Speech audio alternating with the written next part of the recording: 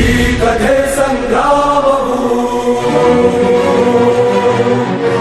ವಿಶ್ವದ ಕಲ್ಯಾಣವು ಧರ್ಮ ಅಧರ್ಮ ಆದಿ ಅನಂತ ಸತ್ಯ ಅಸತ್ಯ ಕ್ಲೇಶ ಕಳಂಕ ಸ್ವಾರ್ಥದ ಪರಮಾರ್ಥದ ಕಥೆ ಶಕ್ತಿದು ಭಕ್ತಿದು